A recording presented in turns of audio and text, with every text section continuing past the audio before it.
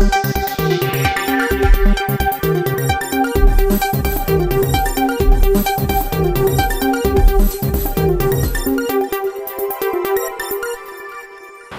ಈ ನ್ಯೂಸ್ ಟಿವಿಯ ಸ್ಪೀಡ್ ನ್ಯೂಸ್ಗೆ ಸ್ವಾಗತ. ದೇಶ ಮತ್ತು ರಾಜ್ಯದ ಸಮಗ್ರ ಸುದ್ದಿಗಳು ಹಾಗೂ ಸ್ಥಳೀಯ ವಿದ್ಯಮಾನಗಳ ಪಟಾಪಟ್ ಸುದ್ದಿಗಳು. ಕರ್ನಾಟಕ ಸರ್ಕಾರ 2026-27ನೇ ಶೈಕ್ಷಣಿಕ ಸಾಲಿನ ಕ್ಯಾಲೆಂಡರ್ ಪ್ರಕಟಿಸಿದ್ದು, ಮೇ 29ರಿಂದ ಸರ್ಕಾರಿ ಅನುದಾನಿತ ಹಾಗೂ ಅನುದಾನ ರಹಿತ ಶಾಲೆಗಳು ಆರಂಭವಾಗಲಿವೆ. ಪ್ರಸ್ತುತ ಬೇಸಿಗೆ ರಜೆಯ ಮಧ್ಯದಲ್ಲಿರುವ ರಾಜ್ಯದ ಶಾಲಾ ವಿದ್ಯಾರ್ಥಿಗಳಿಗೆ ಮತ್ತು ಪೋಷಕರಿಗೆ ಕರ್ನಾಟಕ ಸರ್ಕಾರವು ಅತ್ಯಂತ ಮಹತ್ವದ ಸುದ್ದಿಯೊಂದನ್ನು ನೀಡಿದೆ. ಮುಂಬರುವ 2026-27ನೇ ಶೈಕ್ಷಣಿಕ ಸಾಲಿನ ಅಧಿಕೃತ ಶೈಕ್ಷಣಿಕ ಕ್ಯಾಲೆಂಡರ್ ಅನ್ನು ಸರ್ಕಾರ ಪ್ರಕಟಿಸಿದ್ದು, ಮೇ 29ರಿಂದಲೇ ರಾಜ್ಯದ ಎಲ್ಲ ಸರ್ಕಾರಿ ಮತ್ತು ಅನುದಾನ ರಹಿತ ಶಾಲೆಗಳು ಪುನರಾರಂಭಗೊಳ್ಳಲಿವೆ ಅಂತ ಸ್ಪಷ್ಟಪಡಿಸಿದೆ.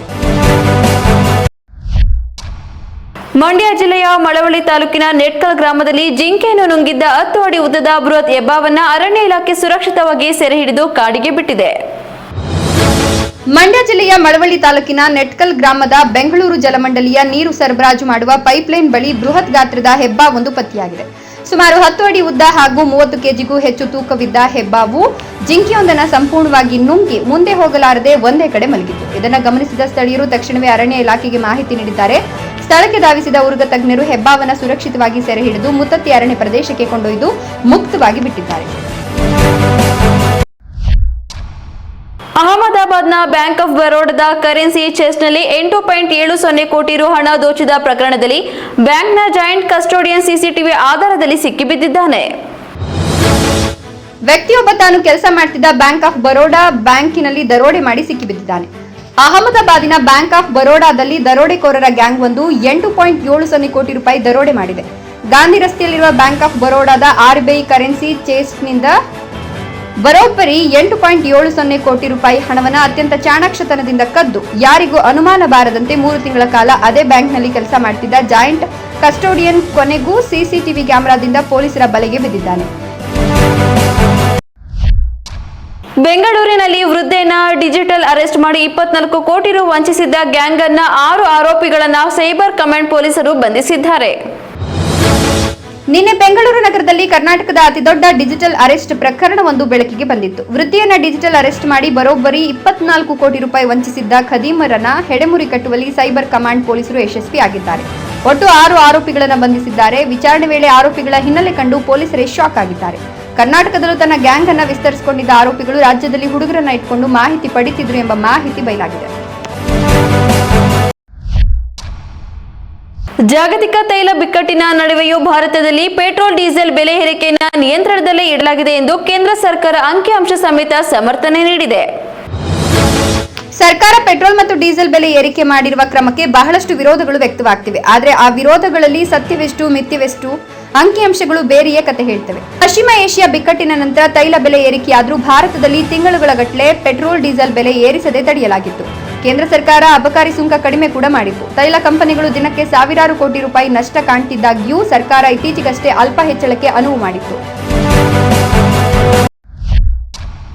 ಮಾಡೆಲ್ ತ್ವಿಷಾ ಶರ್ಮಾ ಸಾವಿನ ಪ್ರಕರಣದ ಗಂಭೀರತೆಯನ್ನು ಪರಿಗಣಿಸಿ ಸುಪ್ರೀಂ ಕೋರ್ಟ್ ಸಿಬಿಐ ತನಿಖೆಗೆ ಆದೇಶಿಸಿದೆ. ಮಾಡೆಲ್ ತ್ವಿಷಾ ಶರ್ಮಾ ಸಾವು ಪ್ರಕರಣ ಇದೀಗ ಸುಪ್ರೀಂ ಕೋರ್ಟ್ ತಲುಪಿದ್ದು, ಪ್ರಕರಣದ ಗಂಭೀರತೆಯನ್ನು ಪರಿಗಣಿಸಿ ಕೇಂದ್ರ ತನಿಖಾ ದಳ ತನಿಖೆಗೆ ಸುಪ್ರೀಂ ಕೋರ್ಟ್ ಆದೇಶಿಸಿದೆ.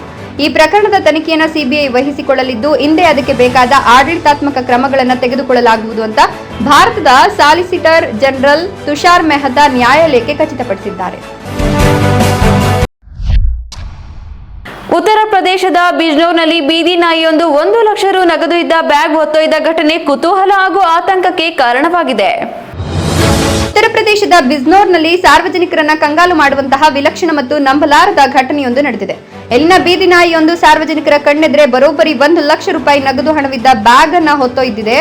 ಇತ್ತೀಚಿನ ದಿನಗಳಲ್ಲಿ ಬೀದಿ ನಾಯಿಗಳ ಹಾವಳಿ ಮತ್ತು ಅವುಗಳ ಕಡಿತದಿಂದ ಮನುಷ್ಯರು ಹೇಗೋ ತಮ್ಮನ್ನ ತಾವು ರಕ್ಷಿಸಿಕೊಳ್ತಿದ್ದಾರೆ. ಆದರೆ ಇದೀಗ ನಾಯಿಗಳನ್ನು ಮುಂದಿಟ್ಕೊಂಡು ಹಗಲು ದರೋಡೆ ಮಾಡುವ ಕೆಲವು ವಿಕೃತ ಮನಸ್ಸಿನ ಗ್ಯಾಂಗ್ಗಳು ಸಕ್ರಿಯವಾಗಿರುವ ಶಂಕೆ ವ್ಯಕ್ತವಾಗಿದೆ. ಕರ್ನಾಟಕ ಪರ್ವತಾರೋಹಣ ಸಂಸ್ಥೆಯ ವಾರ್ಷಿಕೋತ್ಸವದ ಅಂಗವಾಗಿ ಬೆಂಗಳೂರಿನ 2 ಸಾಹಸಿಗಳು ಮೌಂಟ್ ಎವರೆಸ್ಟ್ ಏರಿ ಐತಿಹಾಸಿಕ ಸಾಧನೆ ಮಾಡಿದ್ದಾರೆ.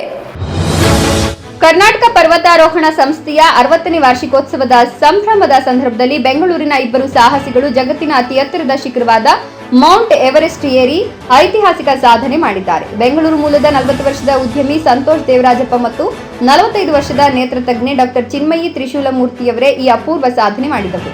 ನೇಪಾಳದ ಆಗ್ನೇಯ ಸೌತ್ ಕೋಲ್ ಮಾರ್ಗದ ಮೂಲಕ ಇವರಿಬ್ಬರು ಮೇ 21ರಂದು ಮಧ್ಯಾಹ್ನ 12:10ಕ್ಕೆ 29,031 ಅಡಿ ಎತ್ತರದ ಎವರೆಸ್ಟ್ ಶಿಖರದ ತುತ್ತ ತುದಿಯನ್ನು ತಲುಪಿದ್ದಾರೆ.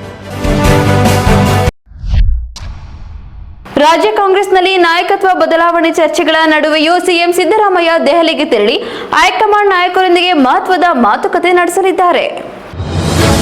ನಾಯಕತ್ವ ಬದಲಾವಣೆ ಮತ್ತು ಸಂಪುಟ ಪುನರ್ರಚನೆ ಬಗ್ಗೆ ರಾಜ್ಯ ಕಾಂಗ್ರೆಸ್ನಲ್ಲಿ ಬಿಸಿ ಚರ್ಚೆಯ ನಡುವೆಯೇ ಸಿಎಂ ಸಿದ್ದರಾಮಯ್ಯಗೆ ಹೈಕಮಾಂಡ್ನಿಂದ ಬುಲಾವ್ ಬಂದಿರುವುದು ಸಾಕಷ್ಟು ಊಹಾಪೋಹಗಳಿಗೆ ಕಾರಣವಾಗಿದೆ. ಸಂಜೆ 7 ಗಂಟೆಗೆ ಸಿದ್ದರಾಮಯ್ಯ ದೆಹಲಿಗೆ ಪ್ರಯಾಣ ಬೆಳೆಸಲಿದ್ದು ವಿಶೇಷ ವಿಮಾನದಲ್ಲಿ ತೆರಳಲಿದ್ದಾರೆ. ಭಾರತೀಯ ವಾಯುಸೇನೆಯನ್ನ ಮತ್ತಷ್ಟು ಬಲಪಡಿಸಲು ಫ್ರಾನ್ಸ್ನಿಂದ 114 ಹೆಚ್ಚುವರಿ ರಫೇಲ್ ಯುದ್ಧ ವಿಮಾನ ಖರೀದಿಗೆ ಭಾರತ ಸರ್ಕಾರ ಸಿದ್ಧತೆ ನಡೆಸಿದೆ. ಭಾರತೀಯ ವಾಯುಸೇನೆಯನ್ನ ಮತ್ತಷ್ಟು ಬಲಪಡಿಸಲು ಮತ್ತು ದೇಶೀಯ ರಕ್ಷಣಾ ಉತ್ಪಾದನೆಗೆ ಭಾರಿ ಉತ್ತೇಜನ ನೀಡಲು ಭಾರತ ಸರ್ಕಾರವು ಮಹತ್ವದ ಹೆಜ್ಜೆಯನ್ನಿಟ್ಟಿದೆ. ಫ್ರಾನ್ಸ್ನಿಂದ ಹೆಚ್ಚುವರಿ 114 ರಫೇಲ್ ಯುದ್ಧ ವಿಮಾನಗಳನ್ನು ಖರೀದಿಸಲು ಭಾರತವು ಔಪಚಾರಿಕ ವಿನಂತಿ ಪತ್ರವನ್ನು ಸಿದ್ಧಪಡಿಸಿದ್ದು ಮುಂದಿನ ಕೆಲವು ವಾರಗಳಲ್ಲಿ ಇದನ್ನು ಫ್ರಾನ್ಸ್ಗೆ ಕಳಿಸಲಾಗುವುದು. ಈ ನ್ಯೂಸ್ ಟಿವಿಯ ಸ್ಪೀಡ್ ನ್ಯೂಸ್ ಜೊತೆಗೆ ತಪ್ಪದೆ ವೀಕ್ಷಿಸಿ. ಈ ನ್ಯೂಸ್ ಟಿವಿಯ ಮುಖ್ಯ ಸಂಚಿಕೆ ರಾತ್ರಿ 8:30ಕ್ಕೆ.